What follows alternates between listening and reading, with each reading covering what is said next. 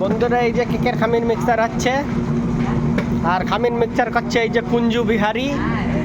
এই শালা বিহারি লোক আছে, উত্তরপ্রদেশের লোক, কুঞ্জু বিহারি আছে, ঠিক আছে। এই যে কেক মিক্সার আছে একবারে 20 কেজি খামির।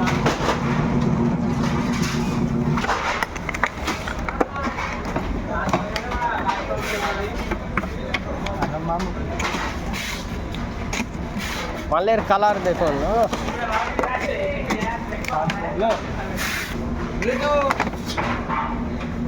করছিস সেই দেখিস।